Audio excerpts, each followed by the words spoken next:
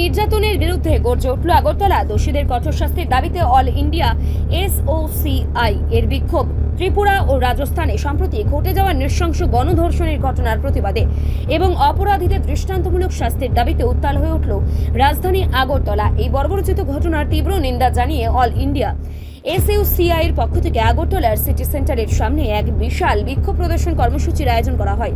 এদিন সংগঠনের বহু সংখ্যক কর্মী ও সমর্থক প্রতিবাদী প্ল্যাকার্ড হাতে নিয়ে এবং নারী সুরক্ষার দাবিতে বিভিন্ন স্লোগান দিয়ে এলাকা কাঁপিয়ে তোলেন। বিক্ষোভ সমাবেশ থেকে ক্ষোভ প্রকাশ করে আন্দোলনকারীরা জানান, বর্তমান সময়ে দেশজুড়ে নারী নির্যাতনের ঘটনা আশঙ্কাজনক হারে বৃদ্ধি পাচ্ছে।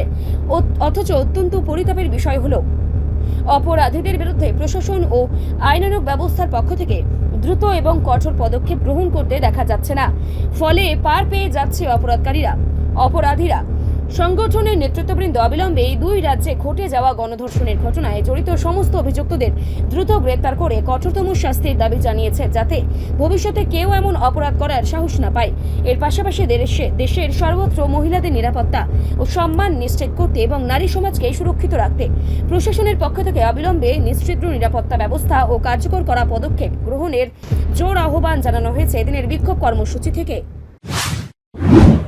নারীদের নিরাপত্তা সারা ভারতবর্ষে এক বিপর্যয়ের সামনে। আপনারা জানেন, রাজস্থানে পরপর দু বোন গণধর্ষণের পর আত্মহত্যা করেছে। প্রথম বোনকে ভালোবাসার অভিনয় করে এবং ভিডিও প্রকাশ্যে আনবে এই হুমকি দিয়ে গত 4 বছর ধরে ধর্ষণ করার পর মেয়েটি বাধ্য হয়ে আত্মহত্যা করে। ছোট বোন পুলিশের কাছে শনাক্ত করে তাদের শাস্তির দাবি জানালেও পুলিশ নিষ্ক্রিয় থাকার ফলে এই অভিযোগকারীরা ছোট বোনের উপরও ব্যাপক অত্যাচার করে তাকে আত্মহত্যার পথে নিয়ে যায়। এই ব্যাপারে মর্মাহত হয়ে আমাদের দলের সাধারণ সম্পাদক গতকাল এক প্রেস বিবৃতিতে বলেন, দেশের মহিলারা এইরকম নিরাপত্তাহীনতায় ভুগছে, অথচ মাননীয় প্রধানমন্ত্রী বেটি বাঁচাও স্লোগান দিচ্ছে। রাজ্যে রাজ্যে এই বেটি বাঁচানোর কোনো পরিকল্পনা নেই, প্রশাসনের কোনো রকমের উদ্যোগ নেই। তাই আমাদের দলের পক্ষ থেকে সারা ভারতবর্ষে মহিলাদের নিরাপত্তার দাবিতে দেশব্যাপী আন্দোলন গড়ে তোলার আহ্বান রেখেছে। তারই অঙ্গ হিসাবে আমরা আগরতলায় বিক্ষোভ সভা করছি। আপনারা জানেন, রাজ্যে রাজ্যে এবং ত্রিপুরা রাজ্যেও প্রায় প্রতিদিন ধর্ষণের ঘটনা ঘটছে। তার সাথে জড়িত আছে শাসক দলের মদত এবং বিভিন্ন ধরনের কাজকর্ম, অনৈতিক ক্রিয়াকর্ম।